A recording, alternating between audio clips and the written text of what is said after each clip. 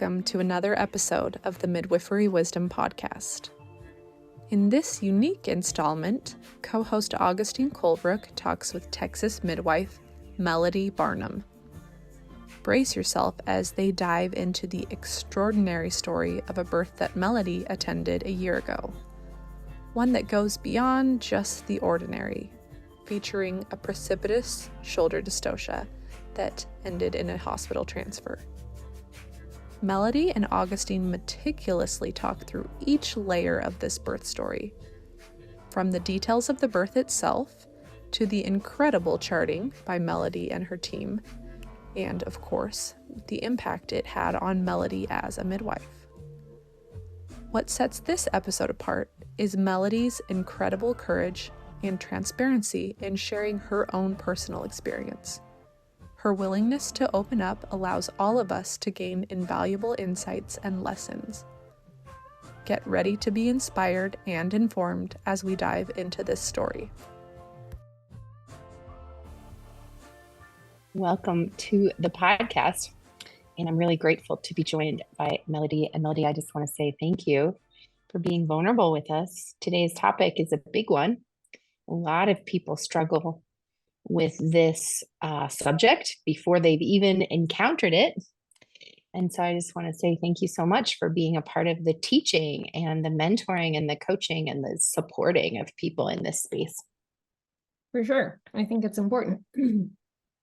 Yeah. Well, before we jump into the case review, would you give us a little introduction? Who are you? Where are you? What are you all about? Why did you decide to do this?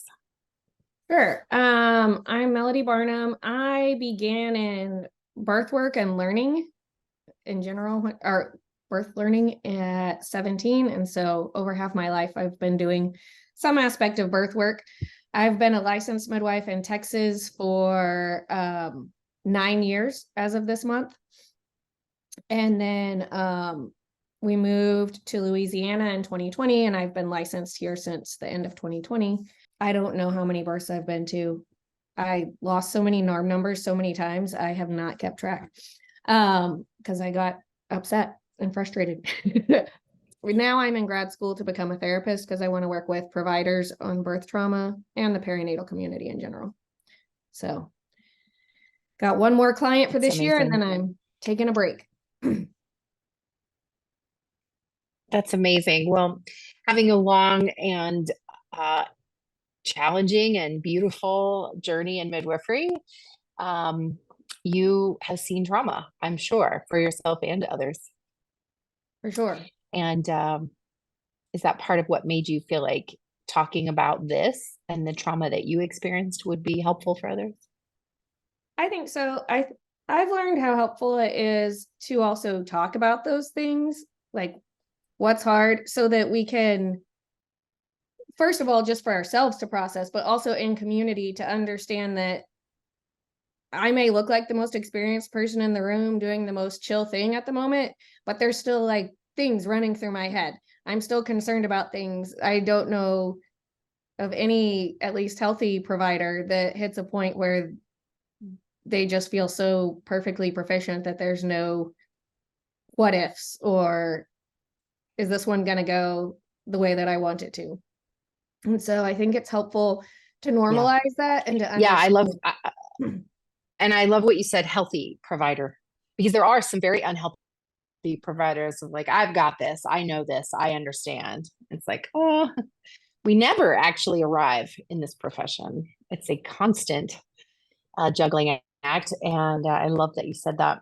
Well, again, thank you for being willing to share not only your chart, but also your videos that were taken of you during what seems like precipitous shoulder dystocia, first-time home birther that ended in a resuscitation and a transport. And that is kind of like almost everyone's fears altogether. It seems like she didn't hemorrhage, so maybe you got out of one scenario, but yeah, avoided that one.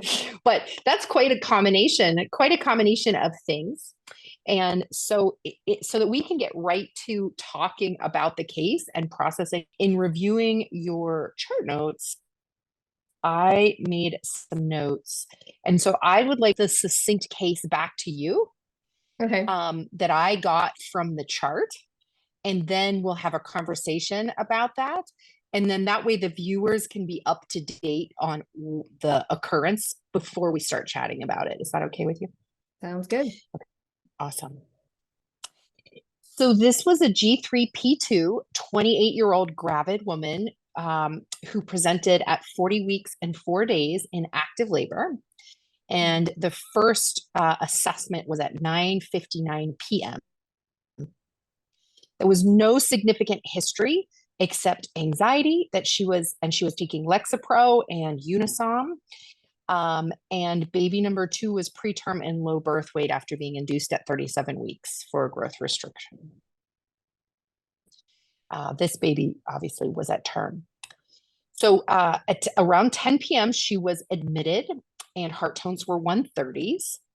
At 10:13, SROM with MEC was noted. At 10:25, fetal heart tones when they were rechecked were 78. Position change was recommended, and it brought the heart tones into the 80s. And an exam was performed, and they were found to be complete and encouraged to push. Scalp stim produced an effective acceleration to 100. At 10:27, 911 was called. At 10:28, baby was visible. At 10:30, the head with 3 maneuvers attempted in 30 seconds with advanced maternal effort. Baby was born unresponsive. Resuscitative efforts began immediately. The heart tone was noted to be 130. Baby weighed 8.2, so no low birth weight. At 10:31, APGAR of 1 was 2, and 8 milliliters of fluid was delayed. At 10:35, the 5-minute APGAR was 6, and the EMS arrived. And at 10:40, the 10-minute APGAR was 7, and there was a move to the ambulance that was slow. At 10:46, the cord was cut. At 10:47, EMS depart with the baby, and they arrived at the hospital at 11:02. The baby was admitted to the NICU. At 24 hours later, the baby was weaned off oxygen and went home shortly later. And 1 year later now, you have noted that this family has said that there are some delays in motor function. Is that correct? Possibly. It's one of those like delays beyond the perfectly normal, like when you look at those charts and they say they should be exactly crawling and sitting at these milestones, it's a little bit delayed. So not significant delays, but it's it's a what if in your brain. First of all, I want to say I read your chart, and I know you had a group practice at the time, and there were other people charting as well. But I have to say, it was one of the best charts I've ever reviewed. And I really want to give you and your colleagues that feedback. Thank you. Congratulations. Well done. I will say I had a student charting at the time, but as soon as I got home that night, I sat down at my kitchen table with the chart, and I had done your charting course not too long before. And I was like, okay. And I had 2 students at the birth, one that's like a graduate, like waiting on an exam, not really still a student in my brain. And so when I left with EMS, she told the other student that I had worked with less, she said, and the other student said, we clean up. And Shay said, no, we sit down and we write down everything that happened. She's like, that's what Melody always says. And so that helped so much, because then I had not only the chart, but I had their narrative and my pieces of information as the most experienced provider in the room to go back and make sure I had all the details in there. So brilliant. It was factual. It was justified. It was clear. Every action had the explanation for why it had been done or not done. It was very defensive. So I just wanted to give you that feedback. Congratulations. I read through the entire chart, including the initial prenatal all the way to the discharge postpartum. And I will say that your team is on the ball. So well done. Congratulations. This is extraordinary. So well done. So that was the first thing. The second thing is I wanted to talk about was I reviewed the video that was taken of you. And I wonder if that is confronting. There's a lot of conversation in the midwifery community these days about video. Many hospitals make it, illegal to videotape providers. This is one of those reasons why, right? Because it's scary to be recorded for all posterity and for all judgment, and for, as you said, Dr. Amy on the internet to come pick you apart. Like, it's very intense. Do you know who was recording you? How did you get those films? How do you feel about that? I did not know it was being recorded in the moment, which is helpful because then I didn't have that in my mind as I'm doing everything. There's some confusion about who recorded it. It was the family of the birthing person of her. That for sure. One person said they were recording it, but she's in it. So I know she didn't record all of it. So, but I'm friends with the family and stuff too. So that's how I got the video. Initially, when I found out, my heart was like in my chest or in my throat, like, oh no, there's recording of that. Not because I thought there was anything that was managed poorly, but because anytime you nitpick an emergency, you'll find something you can call out as a problem or whatever. And so, but once I took a minute and watched it, I was fascinated to watch myself in an emergency because I had never seen a video of me handling something like that. And so to see the calm exterior I wanted to have was there, and all the thoughts in my brain were just leading to effective management, and not like in your brain, you wonder how chaotic you look on the outside when you have so many pieces of information that you're managing. That ADHD superpower, but also yes. Yeah, but it's very it's unmasking, right? It's very disarming to know that you're being watched in the midst of what for many would be chaos or intensity or overwhelm or what have you. Well, yeah, I thought you and your team did very well. And what we thought we would do is watch them together and then sort of talk about the scenario piece by piece. Are you okay with that? A note for listeners: for privacy reasons, the video will not be included in the YouTube version of this episode. However, you will hear the audio from the video and will see Melody and Augustine react while watching the video. So let's see the first of, I believe, 7 short clips that were taken of you. Okay. Okay.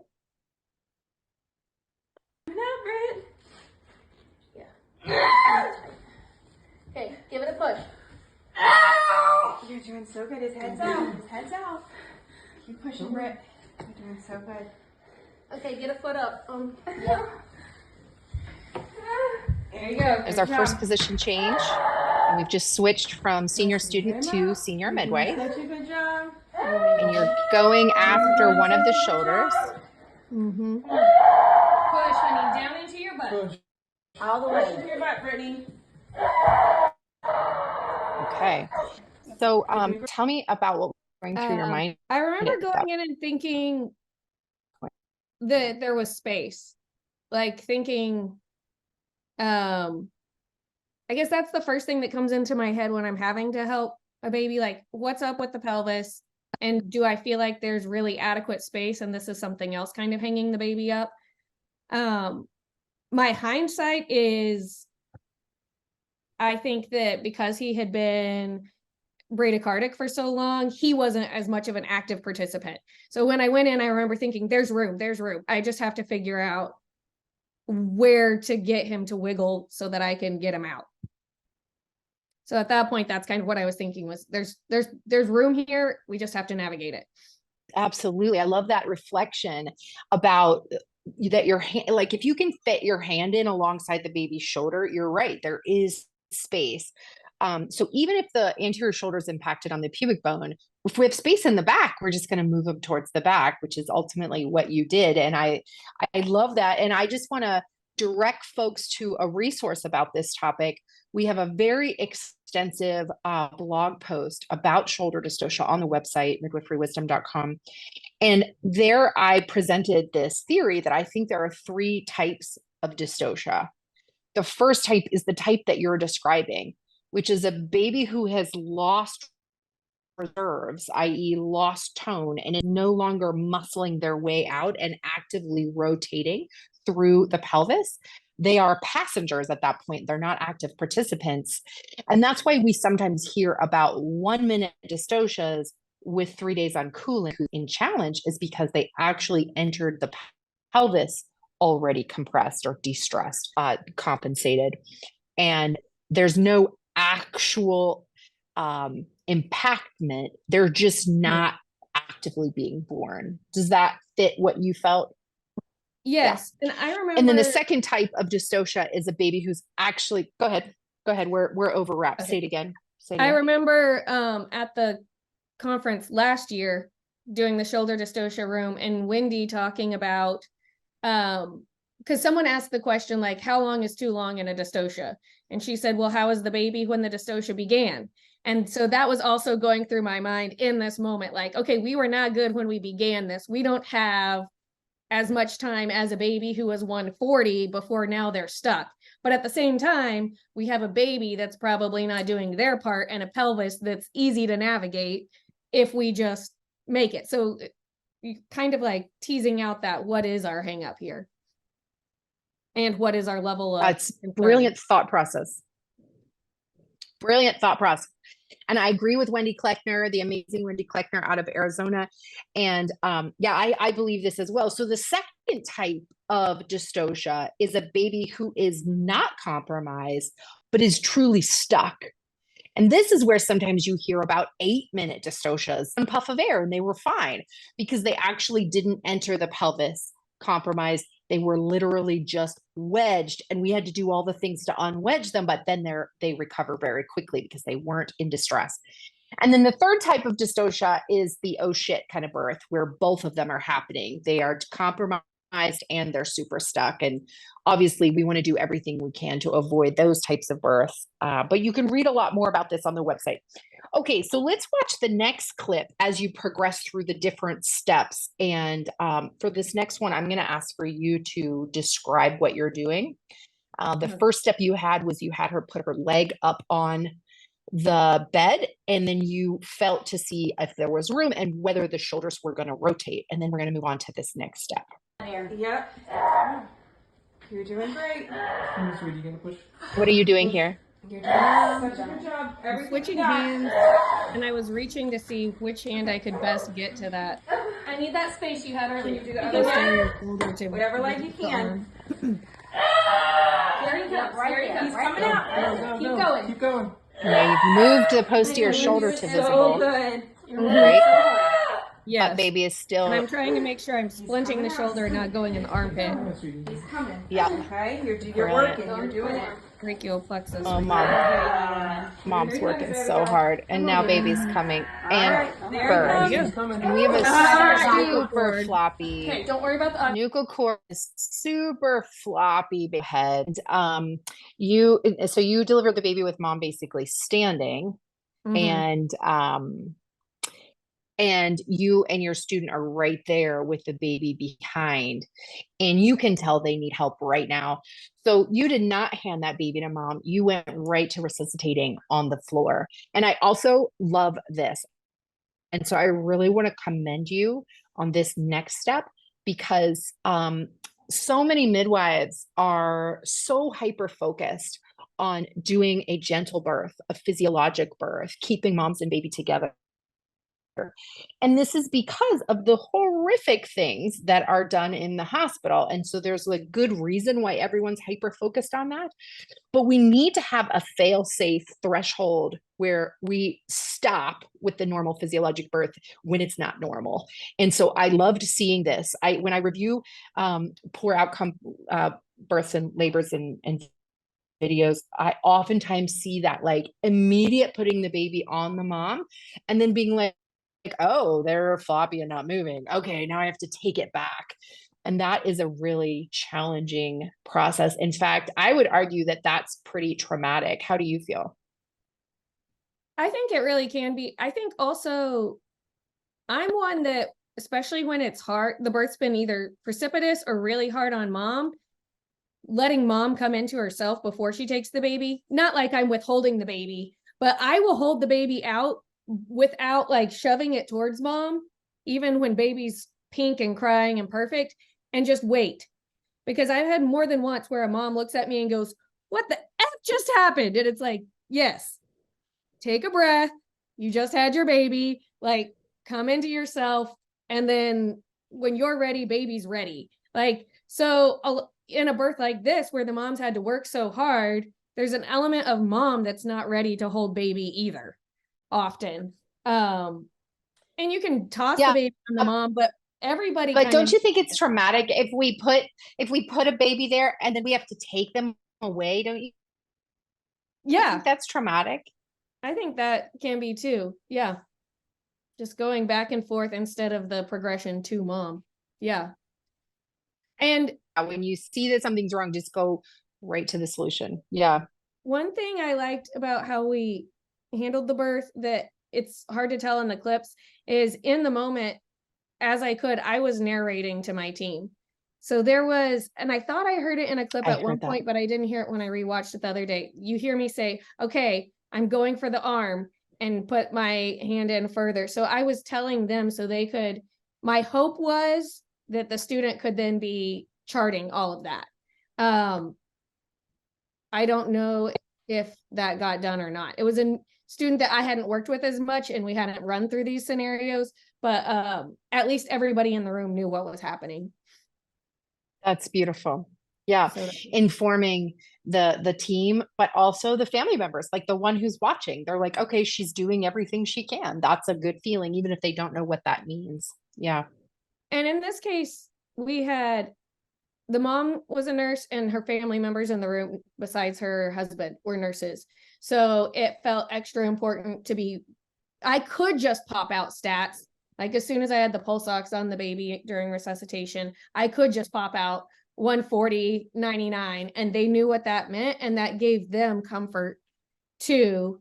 Because they knew all these stats. I got my baby in pelvis too. That's the perfect time. So walk us through what you were doing. Yeah, when he came out, I need something to suspend it. But he did, first of all, his head went purple. So I knew that we were kind of stuck. And he didn't keep coming at all with good effort. So that's when I was going in here and trying to figure out just where the space was and what I could kind of get to with trying to avoid anything with the armpits so that you're not messing up the brachial plexus. So it feels like a good spot for leverage, but that's not, you're more likely to cause damage. So then just reaching, and I was reaching for his arm to try to get his elbow and extract that arm, but in just pulling on it a little bit, it got the shoulder dislodged enough.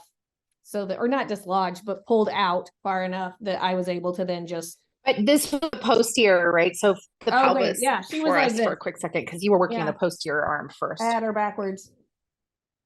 Yeah, I was going for the posterior arm. So you were working on.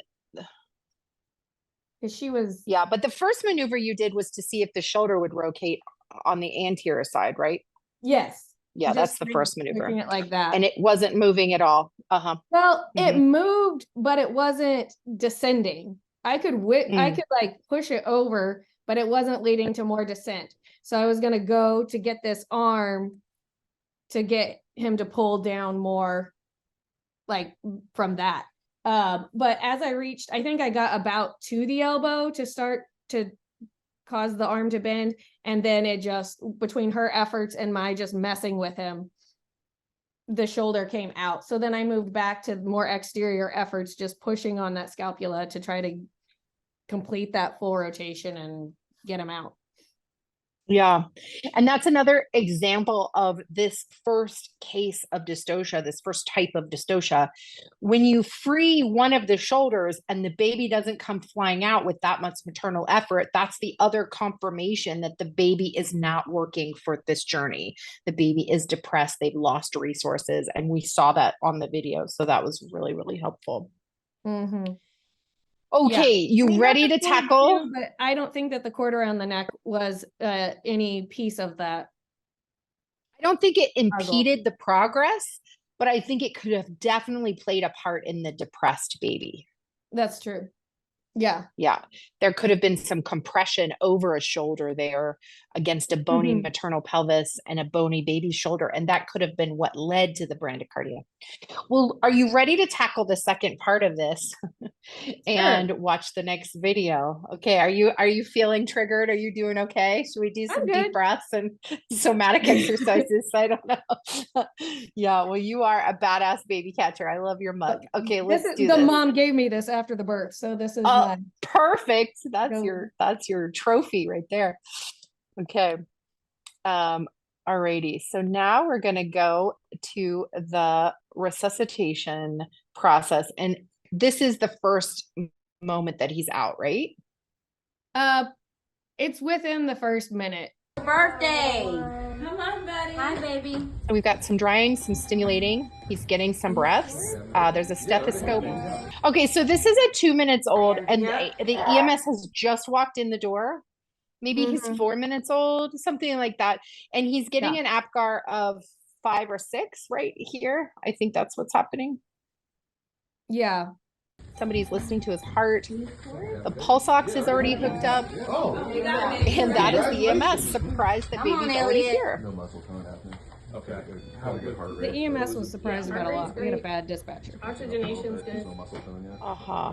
So we still have lack of tone and lack of respiratory effort. Heart rate is 140s. We can see on the pulse ox. And the baby is well oxygenated, 98, 99. Lots of head stimulation, but still not actively moving. And pretty good color though. So that's why he's come up into that 5 or 6 APGAR, but he is not really responsive. Yeah. Okay, let's do this. Okay, go ahead. When we got to the hospital and the doctor asked me what APGARs were, I rated them lower. And when I looked back and I was like, no, he was pink because he was so floppy and lacked so much respiratory effort. I was like, he was only a 2 or 3. I couldn't imagine that. And then when I looked back, I was like, oh, he's pink as can be. It was those 2 factors, tone and respiratory effort, that grimace. He had no grimace. Yeah. You know, so 5 is okay. You know, I think an occasional gasp here and there in pretty good color and pretty good heart rate. You know, I think 5 is appropriate that you gave. And then right around 5 minutes, he got a 6, which is what we're about to watch now. And we're starting this video with eyes open. Yes. Why did you want all these people at your party? That's great. Put it back. Okay. Still not responsive. Yeah.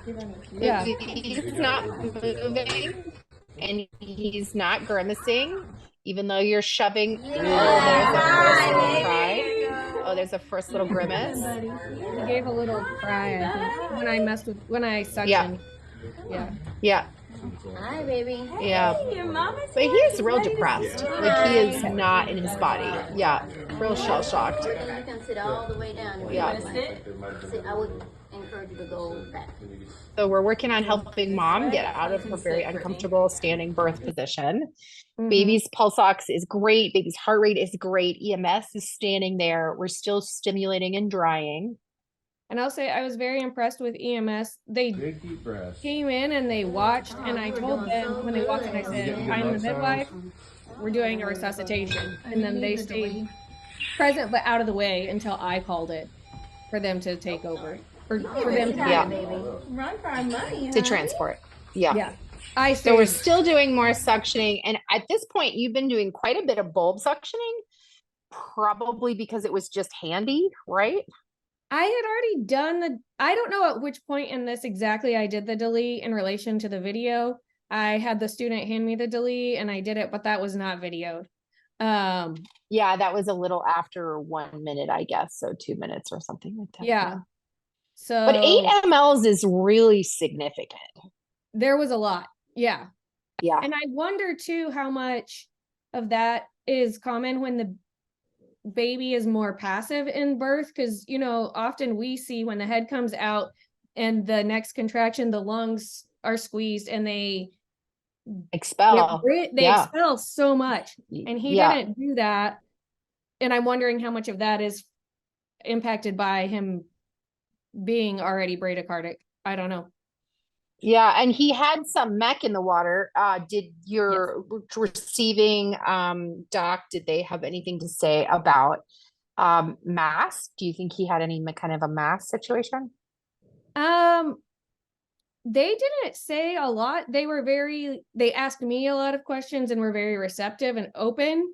But they didn't say a lot of their things. They overall seem to think, I think because they see so much more in the hospital than we do, they're like, well, sometimes babies just need some help.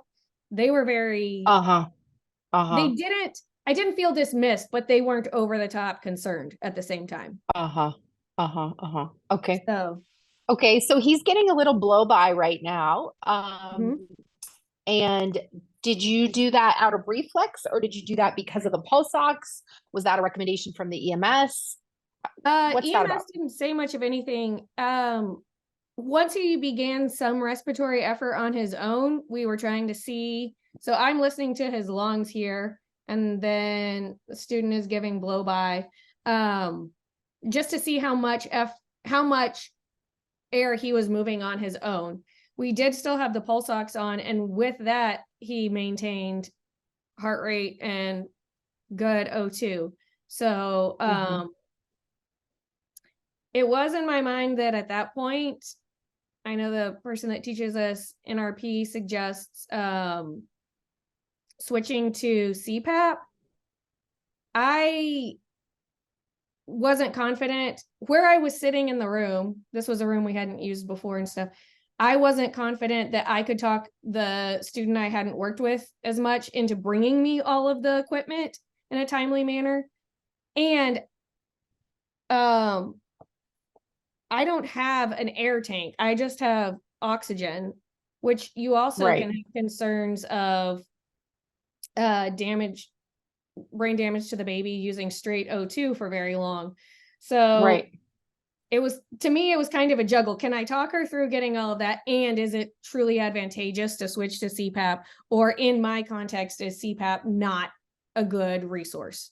And he could maintain. Are you transporting? So would that all be moot anyway, right? Exactly. Yeah, they were already in the room. So I knew I could get him to a better source of CPAP, and his O2 and heart rate were stable with blow by. So we kept doing stimulation, but ultimately, even in the ambulance, I had him in the ambulance, and I just continued providing blow by and watched him on the. Because it kept his sats up, and because you were transporting. And then when you got to the hospital, they kept him on oxygen for another 24 hours. Yeah, presumably because it kept his stats up. Yeah, okay, great. So we've got a much better tone now, not a lot of movement. We have definite respiratory effort. You're getting ready to transport now, and I think you're handing off to an EMS or a paramedic, is that right? Yes, the paramedic at this point was like, really, I could feel wanted her hands on my baby. So I let her for a second. Hi. Yeah, when you get that pink baby that starts to cry and move, it can be so relieving to let someone else take over because your nerves. Hi. Yeah, that's really mom ready to go. No, I'm going. Yeah, and so they're charting. Obviously, the EMTs are beginning to make notes. They're asking for data. And we have a baby who looks a little shocked. Yeah. Poor little guy. Still not a ton of grimace. Still not a ton of reaction to what's happening to him. I mean, he's pretty irritatingly bugged. And a baby who was fully in their body might start screaming at this point, and he was still just barely grimacing. Yes. Yep. Yeah, he started to cry and stuff, moving him around, but it wouldn't continue with strong respiratory effort or anything like that. It would just be like letting us know he was angry.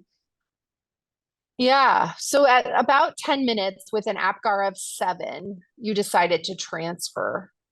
And the EMS were happy to support you. Mm-hmm. And walk me through that decision. Like, what was the moment where you're like, we're going? Well, I can't remember. I knew it had been 10 minutes. I don't know if I asked the student or whatever, but when at 10 minutes, we still didn't have strong respiratory effort on our own, and we'd done all these things and nothing was shifting towards, he wasn't improving more and more. For about 5 minutes, we had been at basically stable, but not breathing effectively on our own. And so I was like, if these tricks haven't worked, it's time. If at 10 minutes, we're not a lusty, healthy baby, then we need more support. So, and then also probably what he had just been through was also weighing on your mind. This wasn't just a resuscitation. This was also a shoulder dystocia. Yeah. With a pretty tight nuchal cord, and and he might not be okay because he was taking so long to come around. I think that was a great call. How did the parents feel about it, being nurses? The mom was the nurse. She was totally on board. Usually I have more of a conversation with a parent before I make a call like that. In that case, I don't think I even really directly addressed that. I had addressed that we needed to call 911 before baby was born, and we had a conversation at that point. I mean, if she had said no, I think I would have still called. You know, there's a time where we have to use our clinical judgment, but we were all in agreement all along the way. And so the mom was in full agreement, the dad too, but they were, they didn't question it at all. I think I used more that visual consent, like looking at mom, we're still at this point, it's 10 minutes. I think we should go. Everybody in the room said yes. And so, and no one was fighting you. Yeah, no, everybody was like, yeah, that's the next step. So it was very seamless. And yeah, the EMTs had no knowledge. The dispatcher was very poor on that one. I told her what was happening, and she said, ma'am, you're speaking too fast. And I understand they encounter that a lot, but I've also called 911 plenty of times in my career to know she just was flustered. And so I repeated it more slowly using very basic terms. And she said, I don't even know how to spell these things. At which point I said, is there an ambulance on the way? And she said, yes. I said, do they know that there's a woman in labor and a baby on the way? And she said, yes. I said, okay, I'm going to go back to the situation. And I hung up and they didn't call me back. But when they walked in, other people heard them say, oh, they're having a baby. Oh, this looks planned. So all of that communication, they came in knowing nothing. So I was very impressed that even with all of that, they stayed back. But I was glad that when they walked in, then I took the moment to say, I'm a midwife, the baby's born, we're doing a resuscitation. And they could tell we were trained and knew what we were doing, and they were happy to stay back until I saw that. It's awesome. I just interviewed a midwife partnership in California who has created a curriculum that has made its way into the graduation requirements for the EMTs about how to assist at transports. And I was thinking, this group looks like they almost already took that class because they were so communicative and respectful and non-interfering. And they honored you as the highest level of knowledge in the room. And that's what this course they're creating in California is training. So well done. Yeah. And they for were anyone like, that you're coming on the ambulance, right? And you're taking the baby. Which is, and I was like, which is great. Yes. Because they don't get NRP training. And this is so, so important. So it's awesome. And for anyone who wants more opportunity to then take this curriculum they've created and train your own community of EMTs, they've created this whole process so that it can be replicated around the country. So that's very cool. You can check that out. with, again, on our podcast. And that is, gosh, I don't even know what episode it is, but it's a good one. It was just our last episode. So check that out. Yeah. Well, so when you got to the hospital, were you well received by the NICU? Yes. It was like I couldn't be fully in my body because of how pleasant and kind they were. As we arrived at the hospital, multiple people walked out. And baby was breathing on their own, right? Baby was breathing on their own. Baby's breathing on his own. I still have him doing blow by, still shallow and like minor respiratory effort, but enough that blow by was enough. And so they greeted me and they said, okay, what's happening? And they took report from me first, along with the paramedics being there. The NICU, it was a nurse practitioner. She took the baby directly from me and took him to the nursery. And the ER doctor kept taking report from me. And we went ahead and took mom in, but there was confusion on if we were going to admit her or not based on what would be best for the mom baby dyad in the hospital. Yeah.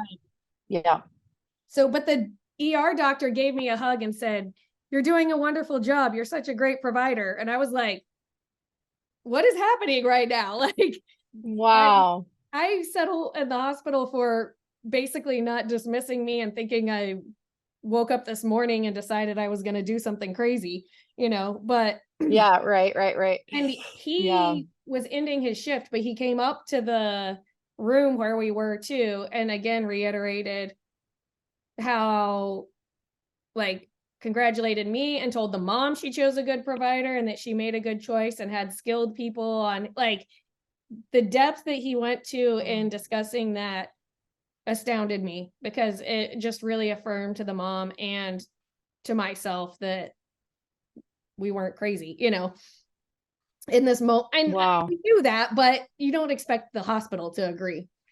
So wow, that's very exciting and refreshing. And obviously you handled multiple emergencies in a row. Yeah, great job. I hope that you're able to continue to stay connected to those positive figures in the hospital, because that's what we want to see, this integration, this bridge building. Well done. I did also, once everything was kind of settled, I also gave the information, we have not weighed him. We have not done vitamin K, eye drops. I just told them what hadn't been done. And then she looked directly at the mom and said, what of those things do you want and what do you not want? And wow, it was amazing to me too, to see that level of wow, desire to do it right with the mom. I mean, it wasn't full informed consent, but it was, do you already know what you want to do? Okay.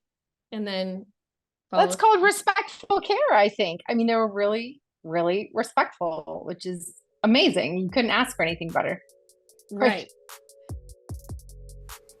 If you've ever checked out any of the shirts we sell over here at Midwifery Wisdom, you've likely noticed one of our more popular shirts that says, "Dance like no one is watching, chart like it's going to be read in court."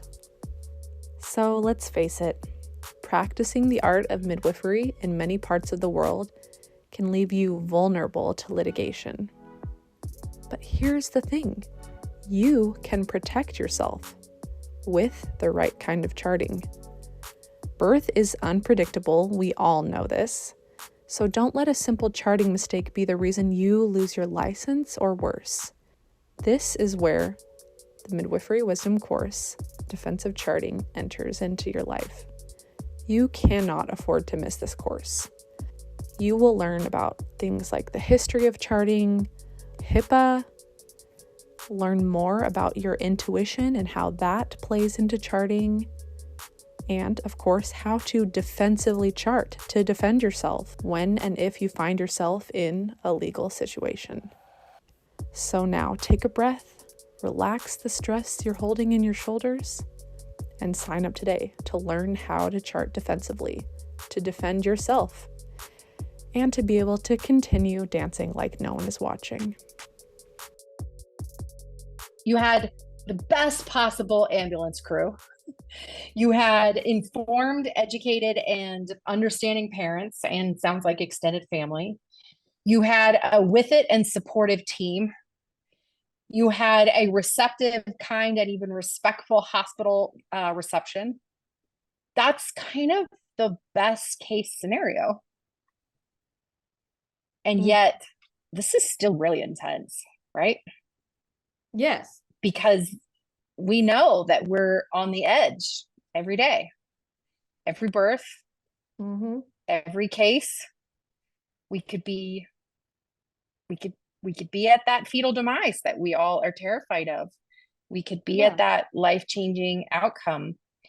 And then the secondary piece is that we as providers are always at risk because of this litigious society. So tell me about what you did for yourself immediately afterwards or in the weeks that followed to kind of get out from under this kind of a situation. Well, immediately after like leaving the hospital and all of that night, actually we discovered that the EMTs had taken my bag, my midwife bag. So then I had a new dilemma to figure out, which was kind of a nice distraction in some ways, like, okay, let's solve this new thing. But I think taking the time to just sit down and chart when I got home was actually a piece of self-care, like that. Let's really get through all of this right now, so it's not hanging over my head that I need to comb through the chart. I got home, I think I made a cup of tea or a cup of water and just sat down and went through it. So then when I did go to sleep, it was like all of that, I've done what I can at this point and all of that. The next day, I met another midwife friend up at the facility to clean and look for the bag again and just make sure everything was all done. And she's a good supportive resource for me too, a good, like, really safe person that hanging out is regulating. So, and I think that's the day we each took our daughters up there, and then we went and got ice cream around the corner, like just kind of did some normal stuff. So that was helpful. I also texted my therapist the next day and said, I know we plan to not meet this week because of things, but I'm coming in on Tuesday, which Tuesday was prenatal day. So I had to do a little bit of navigating that because I knew it was also important that I go in person and not do virtual for myself. So she was able to schedule around lunchtime, and I was able to get someone else to cover one prenatal visit so I could make the commute back and forth. Immediately after the shoulder dystocia occurred in the first couple of days, I felt basically fine and grounded. I was aware that it had been hard, but I was okay.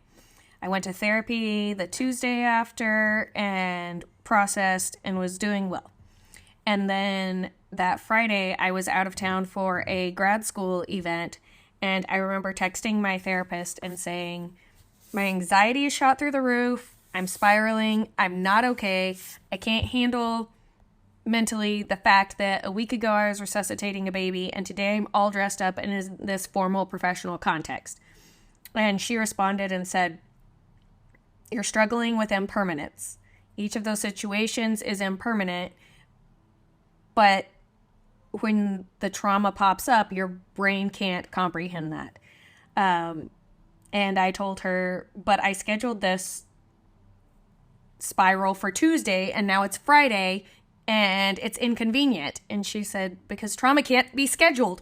So trauma responses can't be scheduled. And so even using the resources and the right things to process and integrate, we can't control how these things will manifest and pop up later, and we have to be ready to just ride that wave and feel through it and deal with it when it does pop up. Well, I love these examples of like both tackling the main important pieces that help you relax, but also doing the normal things with your daughter and enjoying life. But I want to say, for those of you that are listening, she remembers what day of the week it was a year ago, which is the perfect example of how the trauma sticks. That's not something like you shouldn't remember what day prenatals, what day after like that should all fade from memory. But the fact that it doesn't is the very definition of trauma. When we experience an event that we do not find challenging, overwhelming, intense, it gets saved as memory after that first sleep. But when we experience a trauma, that's something that does not get saved as memory. It stays active in the amygdala, and that re-experiencing it, revisiting it, going over and over and over it, that kind of hyper vigilant, hyper awareness of that event is the very definition of trauma. And so even though you're in school to be a trauma therapist, even though you're obviously very well informed about the process, even though you did everything right and took good care of yourself, here is the perfect example of how it didn't get laid down in memory the way ordinary events do. And so when I talk about trauma work, I like to talk about big T and little t traumas. Does that analogy make sense to you? Do you know those phrases? It does. And I have mixed feelings on it. So, but yes, go ahead. I like the idea, but I'm infamous for downplaying. Tell me more, because I'm infamous for downplaying my trauma. And so my therapist is like, get rid of those. They're all trauma. So yeah, that's mine. Yeah, in terms of it being a size that is comparable, or that some gets attention and some doesn't. Yeah, I don't like that. But I like it in terms of thinking a big trauma is like the one-off event, like being in war, right? Yes. Being in a battle, being assaulted, right? These, what we call big T, anyone, it would be considered a traumatic event. I think little T traumas are really important as well. And I think this is where we really need to take stock of our little T traumas and realize that they add up, and that cumulative trauma is what leads to what's called CPTSD, complex post-traumatic stress disorder. And I don't like disorder because we're not disordered. It's actually dysregulation or response. I like response, traumatic stress response, right? And so you can have a complex post-traumatic stress response when you have multiple little T traumas repeated over and over. And I think this is the very definition of all of healthcare, but especially midwifery, because we are so marginalized and delegitimized within the larger healthcare system. And I wonder, while you're in school to do exactly this, what you think about that. I agree. And in this case, so many of the pieces went in the best way to calm some of those things. I had good trust with the family, which you always want, but you don't always have with clients and stuff. Good communication afterwards. Like, they didn't ghost me, I didn't ghost them. We were able to stay, doing postpartum visits and care. And the EMT and hospital reception was positive. Sometimes you walk in and you see that person that's not, and you're like, oh goodness, they're going to be the one that files the complaint and says something totally random. Yeah. The biggest piece of like that kind of liability in my brain in the situation was that there was video, but I also trusted the family when I asked that it not be publicly shared, that it wouldn't be. So, and I had a good supportive team. Like, there were so many protective factors, but you still do have that, a little bit of that in your mind of like, yeah, but you don't know, and if this goes somewhere, first of all, in Louisiana, we're licensed under the medical board. So who reviews these cases is physicians and all that already have a bias against out-of-hospital birth. That what's me handing my chart to them versus to you is different. Like, I have relationship and trust in a fellow midwife looking at a chart versus handing it to random physicians and stuff that even the most defensively written chart, there's going to be things that they could pick out and ask. just because of their Yeah. bias even. And so you have all Yeah. of those layers of questions in your mind. Yep. Which is actually, all of those pieces is part of why I'm becoming a therapist too, is knowing I've had wonderful therapists that I can discuss these things with, but I have to go in and be like, hey, so background, these are the 5 things weighing on my mind in this situation that aren't just is the mom cool? Okay. Is the baby okay? These are the outside pressures. And it would be a lot easier in one of those situations to go to a therapist that gets all of that. And when you say APGAR of 2, gets the same sinking feeling and can reflect that without the context having to be given. Yeah. Yeah. Yeah. Or even like knows what midwifery is, right? So many of us are like, okay, therapy, check, need to go to therapy. Okay, go to therapy and have to spend the first 17 sessions explaining who I am and what I do. That is a deterrent to going to therapy, right? Mm-hmm. Yeah. And like you could go to a thaerapist and be like, I'm a nurse. And every therapist would be like, got it. But you go, I'm a midwife. And they're like, I didn't know those still existed. Right. Thankfully, the 2 that I've had recently both were like, oh, that's amazing. And they didn't use midwives, but they had high risk pregnancies. And they were like, if I hadn't, I would, or we need more. So they had the context of that, of what it meant, but not of all of the pressures. Right. So there's, yeah, but you still have, well, and even in all of that, I had questions afterwards, like, should I have pushed on the NICU staff to do like cooling treatment, or like, when do you push those kinds of things, and when do you trust their knowledge? And in this case, I trusted and leaned on them, which can be, I mean, I don't know, but I felt heard when I stated the condition we were in prior to pushing, in the condition we were in at birth. They were listening to my staff and taking them in and like, oh, wow. So I didn't feel like I needed to be a part of their clinical decision-making. I could trust their expertise. I've been on transports where I'm like, this woman hemorrhaged 1,500 cc's. And they're like, but she's stable, so she didn't. And because they don't trust me. In those kinds of cases, I'm getting more and more like, listen to me, we're not okay.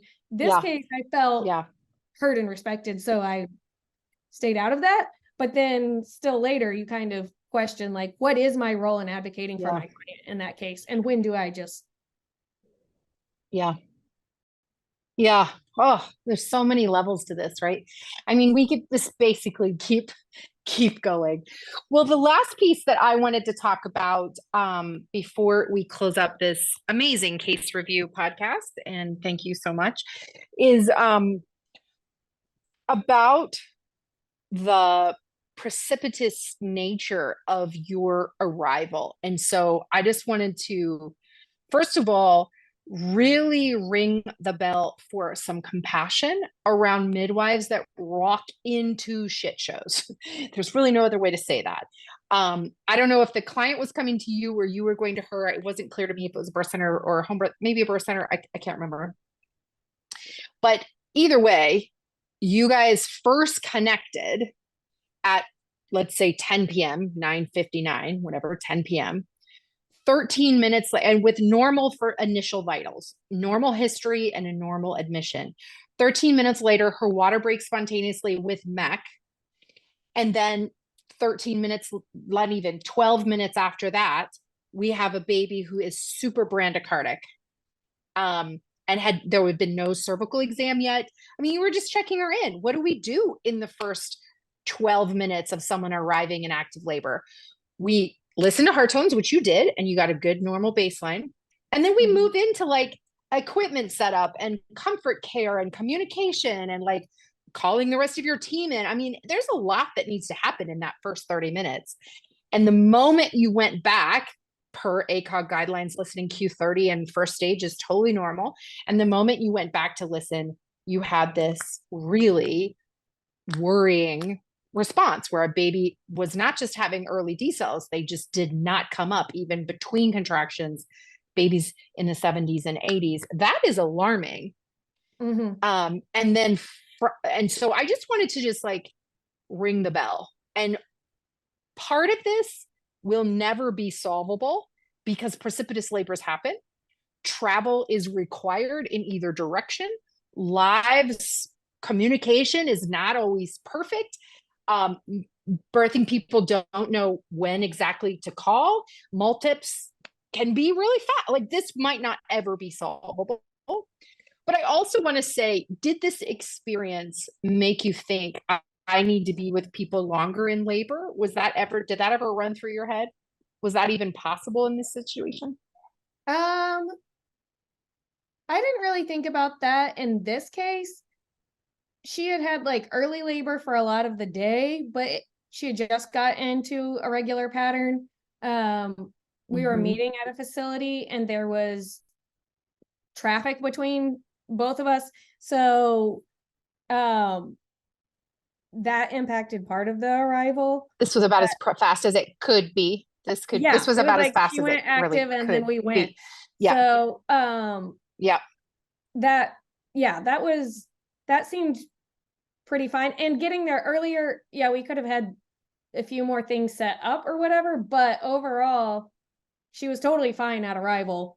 There wasn't. Well, I just wonder because we only have 2 data points, right? So you know, in understanding fetal monitoring, I wonder if there was kind of ongoing issue happening.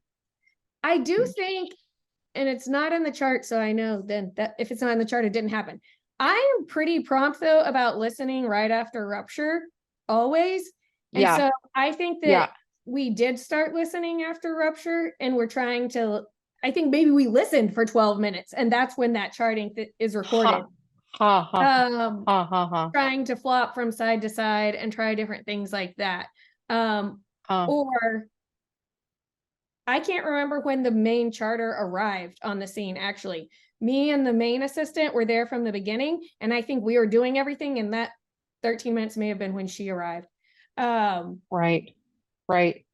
So 2 minutes after hearing this, you called 911, and the baby was visible at the introitist 1 minute later and born 5 minutes from hearing this bradycardic situation, which is undoubtedly why this situation turned out as well as it did. I mean, your skill for sure, but one of your skills was this forced pushing to get that baby born. And this is the last piece of the puzzle that I feel like I really wanted to talk about, was like how incredibly proactive and smart it was to rush this delivery. And with a woman who was just admitted with mech in the water, it could be very tempting to just transport. Yeah. I mean, we did call. Well, I gave her that 2 minutes to try to push, because I was like, also, we have a multip. If we can just push this baby out, right? Complete. Right. That's complete. Yeah, multip that's complete. Then, but it was trying to like toe that line between, if this baby comes out right now, we're fine. If not, I want to have EMS on the way. And honestly, it happened basically how I thought it would, that by the time they got there, baby was out. But I didn't want to count. Yeah, because she's a multip. Yeah. Right. Yeah. And I think that's brilliant too. I mean, this is another example of how you handled this case so beautifully, which is why we wanted to talk about it. But if this had, say, been a primip, probably not experimenting pushing, probably transporting in knee chest or something would be the solution. Would you agree? Knee chest, yes. Yeah. And I had a thought and now I lost it. Yeah, we tried McRoberts first for pushing, and then we got her into a squat, trying those. Oh yeah, generally like coach pushing isn't a huge thing that I want to do, but in this case it was like, this is different. We're not. And even in coached pushing, she had such good pushing effort. You never hear us counting. We never do the like count to 10 or any of that kind of stuff. It's still like with her breathing rhythm and all of that, but she's giving a lot of effort on that. The other thing is you commented like when it goes from student to me, I'm big on not taking over from students unless it's really necessary. But in that case, student looked at me and said, you, and okay, there have been births I've been at with her where everybody was good until this point, and I looked back at her and said, I'm here, but you haven't, so I think that's important to toe that line of training the next generation so that when she's in the room and alone, well, not alone, hopefully she has an assistant, but when she's the most senior person in the room, she's ready to handle it. But also there are situations where if my preceptor that trained me had been in that room, it would have been like, you got 30 years, take it. Yeah. Those scary moments, definitely. We do lean into those layers of support that we've created. And that's, of course, why we work in a team. And that's so important. Well, I hear you that this could not have happened any faster than it did.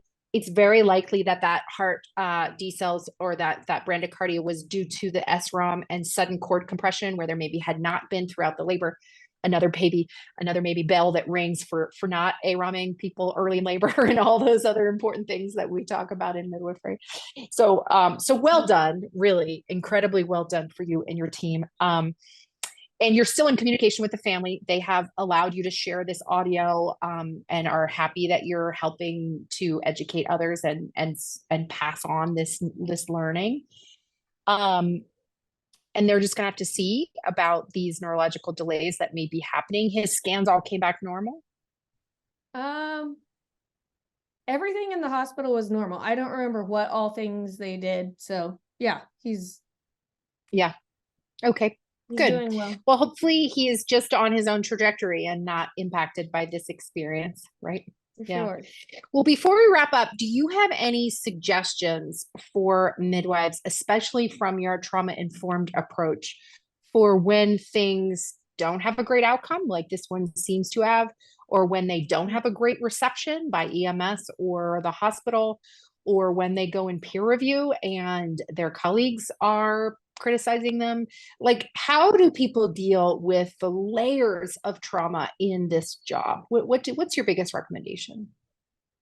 I think trying to find those people who will support you, the mentor, even if they're far away, if you can go to conferences and build those relationships, because like we said, having a therapist to process things is wonderful, but also having other midwives that will sit there with you and be like, shit happens. Learn from it. I mean, there are takeaways that I learned from this, even in like a very smooth one. One is my pulse ox. I don't like to put the sticky thing on it because those are one use and then you have to throw it away and then you wasted a $15 thing. Well, now I attach it every birth because at this one I had enough hands. And so I was holding the pulse ox on the entire resuscitation because I didn't have the sticky one on. Now I attach it, leave it stuck to the other thing. And when everything's perfect and I didn't use it, I switch it back to my reusable probe to do my postpartum thing normally. So there are pieces like that I think it's important to pick up, but also to take in a non-judgmental way. Like, that didn't impact this birth, but it would have been really handy had I not been worried about the environment. That's right. That's a great takeaway. That's a great takeaway. Have the right team, prep your stuff. Yeah. Mm-hmm. We do need the support. Definitely. That's a huge part of it. Yeah. Well, Melody, thank you so much. This has been vulnerable and courageous and illuminating, very educational. And I really appreciate your commitment to our community and sharing the wisdom. Thanks for joining Midwifery Wisdom. Thank you. Thank you for having me.